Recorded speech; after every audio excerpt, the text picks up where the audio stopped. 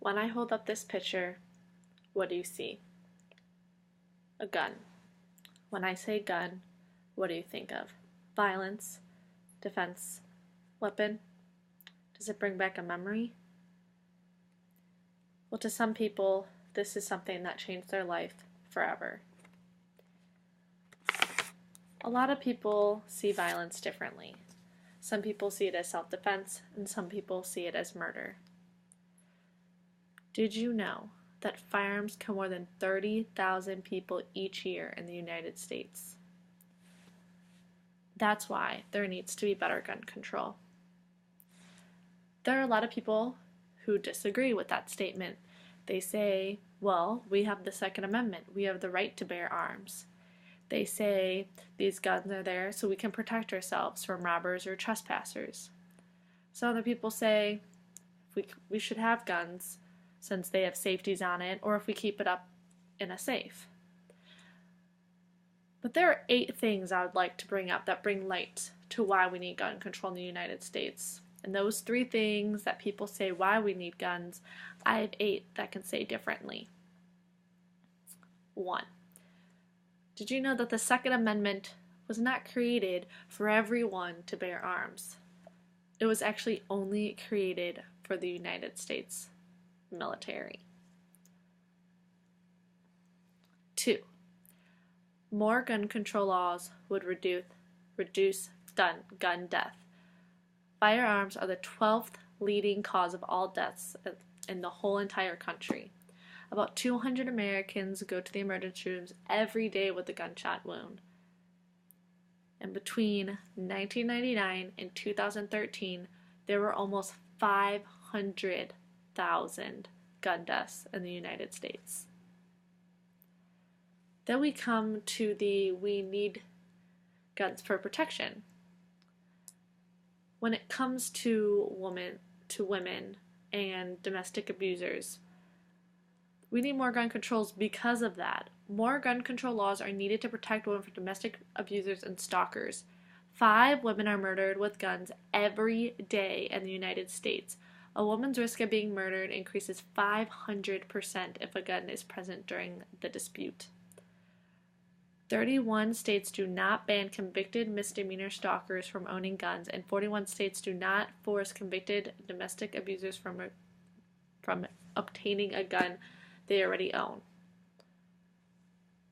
That needs to change. If we want to see a change, states should not allow those with misdemeanors or any background in domestic violence to get a gun or continue having a gun.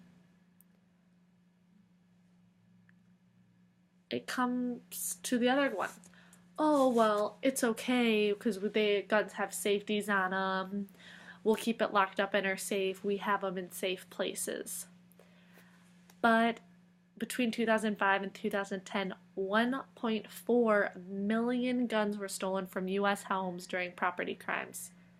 That's a yearly average of almost 230,000 guns stolen each year.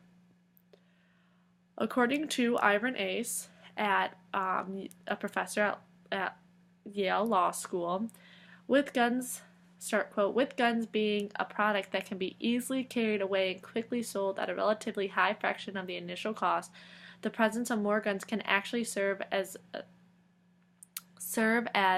a more use to burglary and theft. Even if the gun owner had a permit to carry a concealed weapon and would never use it in furtherance of a crime, it is likely that the same can be said for a burglar who steals. So who says that it can be said for the burglar who steals the gun?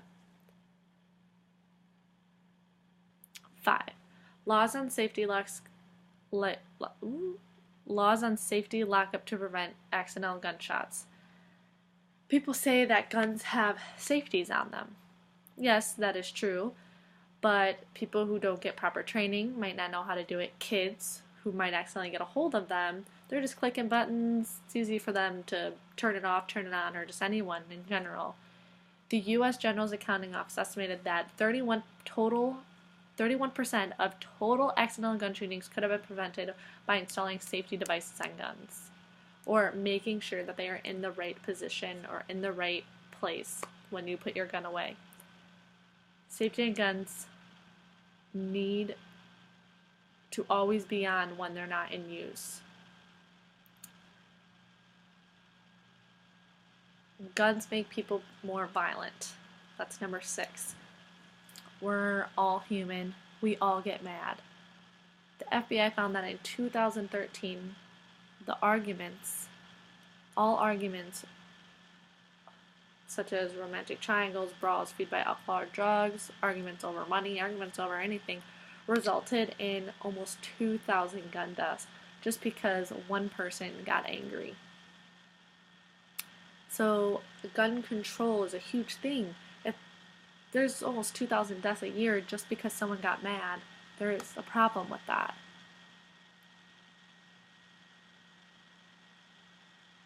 Number 7. This goes with this. The gun protects us. The gun is something that when we're getting attacked that we need to use it. Even though, yes, that could help you, but it actually could make the situation, the dangerous situation that you're in, more dangerous. Because when you go get a gun, you don't get properly trained. So you don't really know how a gun works. You're getting robbed and you have this gun that you've never used. You could either hit someone else in your house. It could backfire, hit you. That's why gun control is that's why the Second Amendment was only meant for military and law enforcement, because law enforcement and military, they go days, months, weeks, years of training just to know how to properly load, unload, and shoot a gun. Lastly, number 8. Because out of all the countries, we have the most gun violence. And this is because we don't have very strict background checks, we don't do proper training, and we just allow anyone that has money to get a gun. So I'm going to show you this. This is all different countries, those who have very strict gun control. This is America. You can see a huge difference. Switzerland ranked number 3 in international gun ownership rates with 46 per 100 people who have guns. Only 24 gun homicides. Finland ranked 4 in the international gun ownership rate with 47 guns per 100 people. Only 23 homicides. The United States has 89 people out of 100 who have guns. There was about 13,000 deaths. We need stricter gun control. We need gun control. We need stricter background checks, stricter training. If you look at Switzerland and Finland, just 2 of what I showed on paper, just 2 out of these who have very strict gun control and don't allow as many people to get guns. We can reduce our number from 13,000 per 100 to 24 and 23 like other countries. How we can get there is through gun control. Recently, Obama updated the current laws. He's no longer president, but when he was, he did try to make the the getting a guns background check more strict. He created laws forbidding the carrying of armed weapons in sensitive places like schools, churches, universities, and he did have the stricter background checks. So you're thinking, how am I going to get into gun control? I know nothing about guns. I haven't been a victim of gun violence, but you can make a difference in gun control. Just little things by just going on the internet and learning about gun violence, getting all the facts, because what I touch base on is that's taking a step into the water. That's not even going fully in. Learn about gun control, learn about gun violence, just get all the facts. And if it's something that means something to you, take it to social media, join a gun reformed group, donate to a gun reform group. There are so many things you can do. And I think a good phrase to think about is something JFK said. And so, my fellow Americans, ask not what your country can do for you, ask what you can do for your country.